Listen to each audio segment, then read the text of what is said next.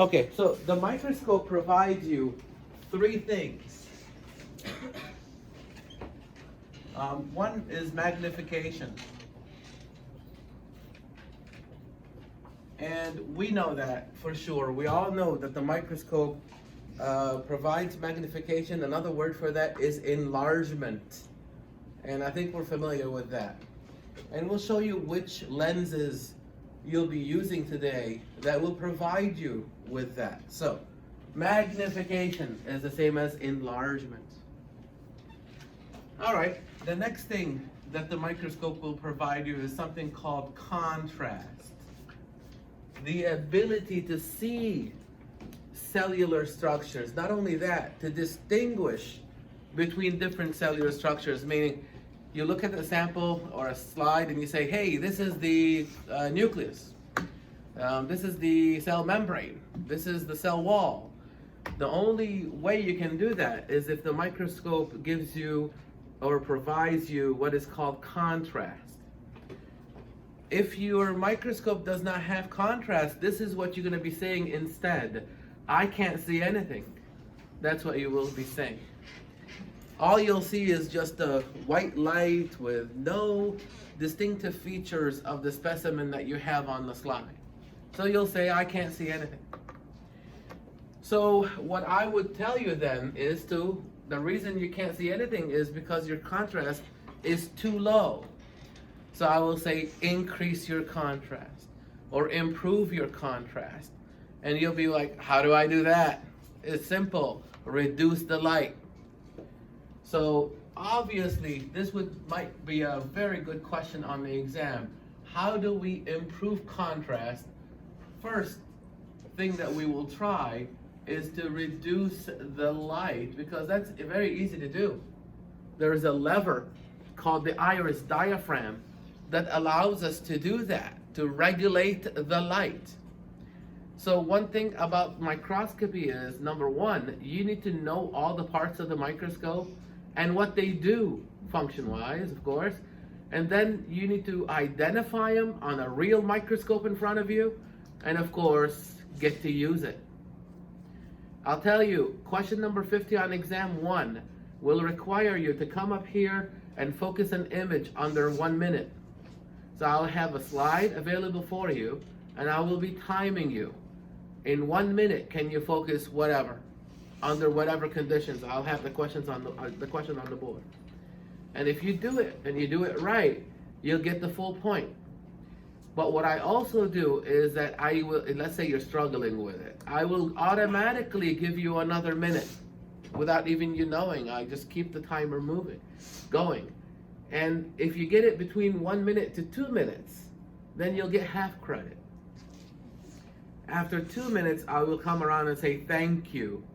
That means you're done. That's a 0 on that question. Hopefully, you will be practicing that today. Try that today. Now you know what question number 50 on exam 1 is. So why don't you do yourself a favor and start working on that today. Get familiar with the microscope. Get you used to all the parts and what they do, and actually use it. When we break into groups, everyone will take out their microscope, and you have to do your own microscopy. No one can do it for you, because on exam day, no one will be able to help you. And start timing yourself. Can you focus this image under 1 minute? And if you keep doing that and you're successful, then when the time comes for the exam, that's an easy point for you, right? So keep that in mind. So one way to improve contrast, to get you to see things clearly, is reduce the light. And there are a couple of ways of doing that. You can obviously change the iris diaphragm. So that works like an aperture, so kind of like a camera aperture. It opens and closes. So that regulates the light. There's another way of doing it, and it is by dropping the condenser ever so slightly there. So you might have to do both, kind of like manipulate both to get the exact thing that you want. In the lab for this semester, one of the hardest things that you're gonna focus or use on a slide to focus are red blood cells. Those are not easy. I'll tell you something, if you can do those, you got it. You know how to do it. But they're not easy, okay? But You can step up to the challenge and get it done. So manipulating the light is one of the easiest ways to improve contrast. The other way, your lab manual talks about this, it is to stain the sample. Now, not every time you'll be able to stain the sample, but there are a lot of times you can. So a lot of the prepared slides that we have in the lab are already prepared for you, already stained. All you're doing with them is viewing. That's it. It's those samples that you're preparing. Some of those you're supposed to stain, others you won't be able to stain. Okay? And with which stain, things different, there are different kinds of stain. But staining, it also improves contrast. If you can't see the cell, then you stain it. Here's the third option. You do both. You stain and reduce the light. That's the third option. So if I ever ask you a question on the exam, what are your three options? You might be confused. I thought you only talked about two. But the third option is you do what? Both of them. And a lot of times that's what you will actually have to do. You'll have to stain the sample and manipulate the light to get the best contrast. All right, the third feature or thing that the microscope provides you is resolution. Another word for resolution is the word clarity. You know, if you look at a specimen under a microscope and you say, I see everything clearly, it's because your microscope has resolution, has resolving power. That's another word for it. Resolving power. If your microscope does not have resolving power, I don't care how long it takes you to focus, you will never be focused. You'll never be able to focus it because it doesn't have resolving power. So I give an analogy to this. Let's say you buy a new car and the maximum speed your car can go is 50 miles an hour, unfortunately for you. I don't care how much you press on that gas pedal, you're not going any faster than 50 because your car doesn't have that speed. Versus another car that can go 200 miles an hour, that's a different story. You have that control. I'm not saying you should go 200 miles an hour, but I'm saying you have that control to reach that. But with a car that can only go 50 miles an hour, I don't care. Go ahead, press that gas pedal. All you're doing is burning gas. It's similar to this. If your microscope does not have resolving power, I don't care how long it takes you to turn that coarse knob, the coarse and fine focus knob, you will never be able to focus it to the point of clarity. So some of the microscopes that you'll be using today are expensive for a reason. It's because it can provide you all three of these things.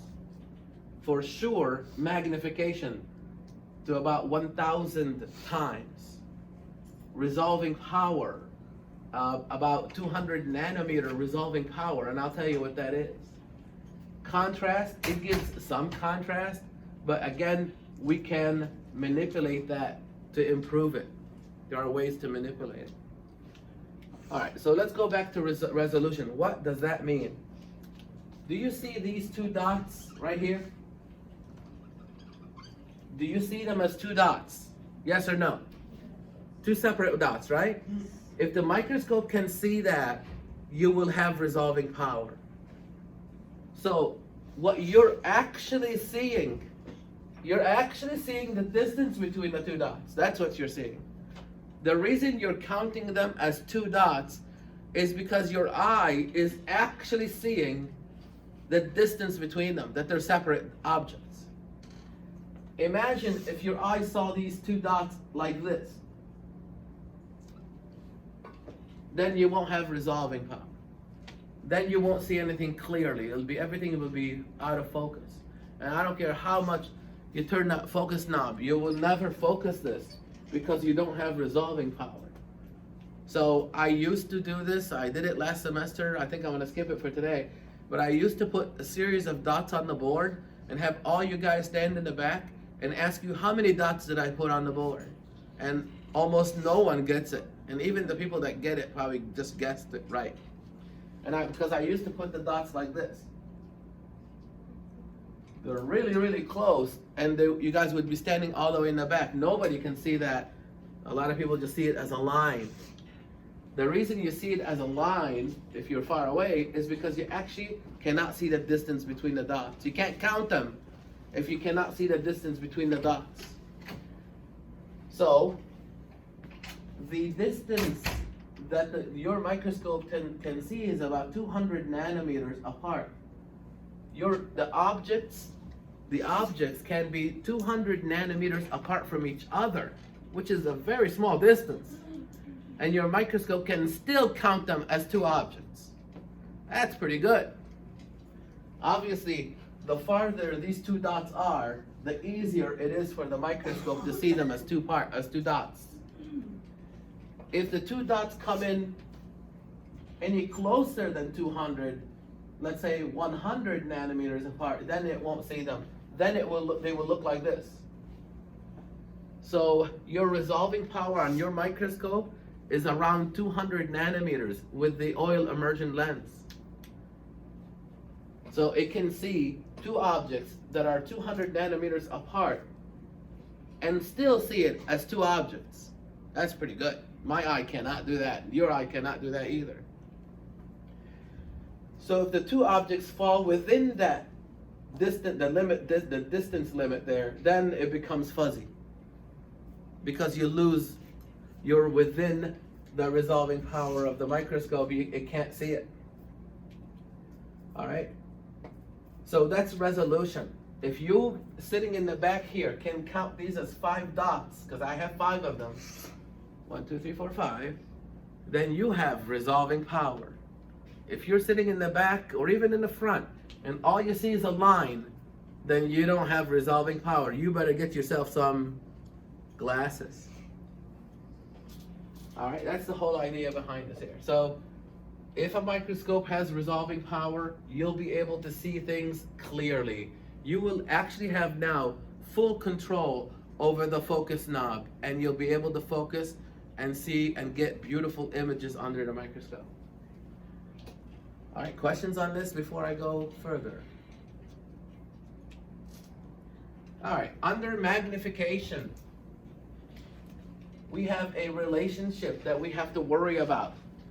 The relationship is this: as you increase magnification, you decrease what is called the field size of the field of view.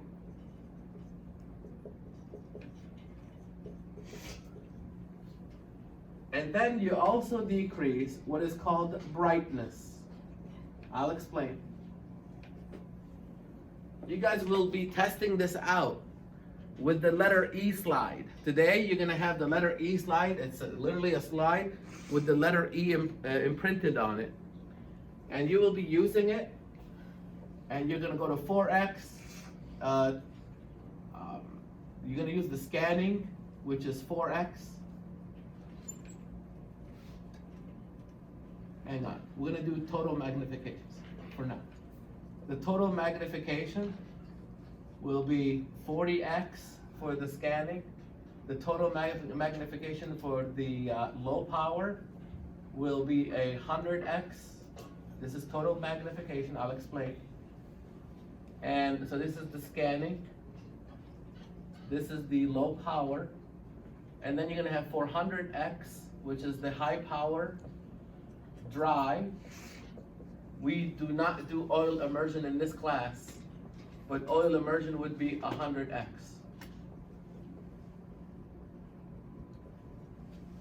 Sorry, 1000x. I'm sorry, 1000x. So these are what's called total magnifications, and I'll show you how we calculate these. But if you guys are actually going to do this, you're going to use the letter E slide. So here's the field of view, and the letter E is going to look like this under the scanning. You're going to see the full letter E. So the field of view is this diameter right here. That's the field of view, also referred to as FOV, field of view. And that has a size, and I'll show you where to go to get that number. Now, what's going to happen is the field of view under low power, it's going to decrease. Well, let me guide you to the numbers so you know where they're at. Go to page number, let me find it. Go to page number 27. There's a paragraph under the equation for cell size, and it gives you exactly what the field of view sizes are. The field of view for the scanning is 4,500 micrometers. 4,500. Where did I get it? I got it from that paragraph. It clearly tells you that. I think it's on page 27 if I'm right. Is it 27? Yeah. And then you go to the next one. It says low power is 1,800.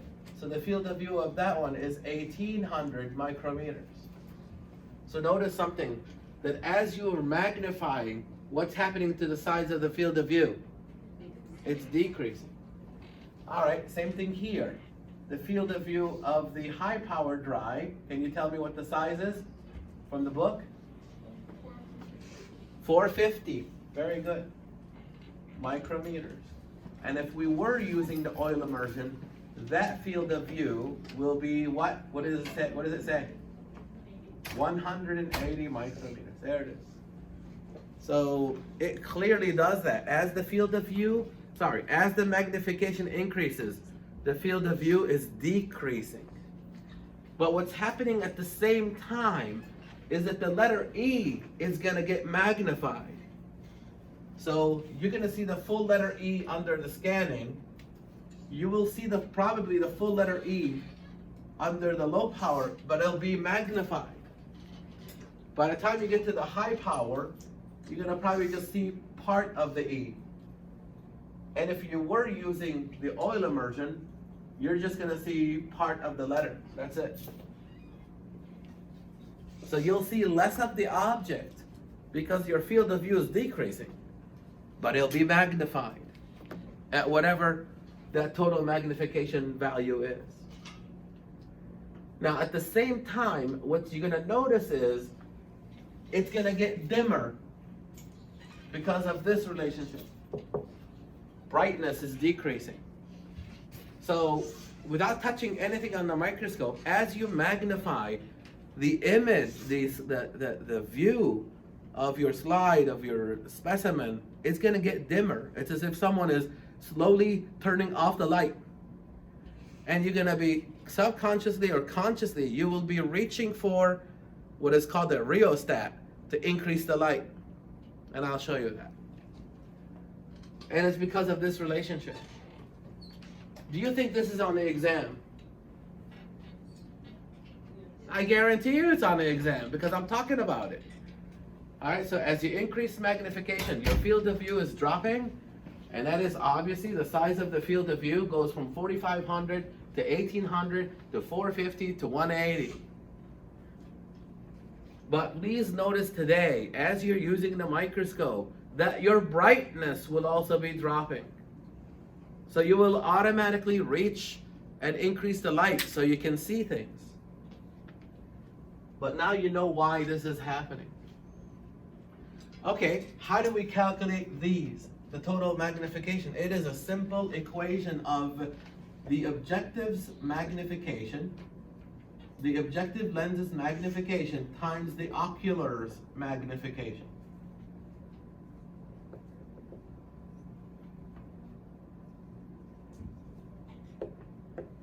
Will give you the total magnification. I am not giving you that formula for the exam or quiz. It's very self-explanatory, very obvious. It is the product of the two. In this lab, the ocular magnification will always be 10x. On all the microscopes, it's 10x. So that is easy to remember. It's this guy that changes. Even on your microscope, you're going to have an option to switch it on what is called the nose piece. And I'll introduce you to all the parts of the microscope shortly. The scanning objective is going to be 4x. The low power objective is going to be 10x. The high power dry is going to be 40x. And the oil immersion lens, which we do not use in this class, is 100x. Now you know why or how I got the total magnifications that you're seeing here. Why did I write 40x here? Because it's 4 times 10 is 40. Why did I write 100x here? Because it's 10 times 10 is 100. And 400 would be 40 times 10. 400. 1,000 is 100 times 10. That's 1,000. So it's a simple calculation of the objective lens's magnification multiplied by the ocular lens's magnification. Simple. All right. Questions on any of this so far? Okay, let me show you something else so we can get started here. One other thing that you guys will be doing in today's lab is calculating something called cell size. And you see the formula for it on page 27. And there are 2 paper exercises that I am expecting you to do on page 28. It clearly tells you how to do it, but I'm going to quickly go over it. The formula is cell size, as you see, is equal to the size of the field of view. Well, now we know, hopefully, that the size of the field of view depends on which objective you happen to be using. If you're using the low power, the size of the field of view is 1800 micrometers. If you're using the high power, then that one changes to 450. So it all depends on which one you're using. And then it's divided by the number of counted cells that go through the diameter of the field of view. And you don't have to count all the cells. It specifically tells you you can simply count a row of cells that go across the field of view. And you can see that on page 28. On page 28, it shows you an example. It shows you a row of cells that go across the field of view. And you simply estimate how many cells go across. Let's say 8, then that would be the denominator. So in this example, they have you using low power. In the first example on the paper, on page 28, it's low power. So which number do I use for the numerator? 1,800. That's low power, right? And divided by how many cells you think go across here? Will you think about 7? Good. Then it's 1,800 divided by 7. It's that easy. Now, on paper, it's pretty straightforward because that's what it is. What I'm going to have you guys do, however, is do this using a slide. So you have to practice it on paper to know the formula, of course. But then you do it in real life, meaning you're going to put a slide on the microscope. You're going to go all the way to 40x and count how many cells go across the field of view and calculate the size of whatever that cell is. All right? We'll be using prepared slides for that for today. So it is very straightforward, and I think I'm going to have you do at least 2 of them, and you're going to put the data in table 2 for that. I'm going to have you do the onion, root, and the Elodia plant. So write onion, root, Elodia plant, or plant. And those are the 2 that you're going to use to calculate the cell size. Listen carefully, please. When you do count, it must be under 40x. Make a note of that. If you're not listening to me, you're gonna count on 4x, and you're gonna count like hundreds of them. And it's inevitable. By the time you get to 57, you're gonna blink and lose your spot. See what I'm talking about? Watch this. When you're at 4x, your field of view is 4,500 micrometers. You're gonna have hundreds of cells across there. And if you're not listening to me right now, you're gonna use the 4x to count. First of all, it's gonna be very hard to count because the cells are gonna be really tiny, and you're gonna really blink. Once you blink, you're gonna lose your spot, and you're gonna have to count all over again. You'll be here till Christmas. All right? So you don't do that, please. If you're listening, I'm trying to help you. You focus on 4x. You focus on 10x. You focus on 40x, and then you count. This is where you do the counting, because by the time you get to 40x, you'll probably have like 5 cells across there, and you can count 5 of them without blinking easily. You only count on 40x. So here's what you should do. Go ahead, write the objective lens used is the 40x for both of them in table 2. So what would be the total magnification for that one? 400, yeah? What would be the field of view for that one? What would be the size of the field of view? 450 micrometers. See, you're already filling out the table. There you go. The only thing that's left in that table is that you count the cells now. Obviously, you're not going to be able to do that right now until you take the microscope out. And then you do your final calculation of cell size. Yes, sir? You said onion, root. Onion, root, and just write the next one, just write plant. Yeah. All right. So your task, again, is to finish page 28. And in 27, there's a table that technically I already finished for you, if you were paying attention. Am I right or not? Look at the board. It's already done for you, if you were paying attention with me. So I need that table filled. Page 27, table filled. Page 28, those 2 paper exercises done. On page 29, you have an empty circle. For that circle, use either the onion root or the plant, or you can even divide the circle in half, onion on one side, whatever. You're gonna do a quick schematic of what you see. A drawing of what you see under the microscope. Just a quick one. Don't go crazy with it. And then you're gonna, of course, finish table 2 on page 30, and you're gonna finish the questions on page 31 before you leave here today.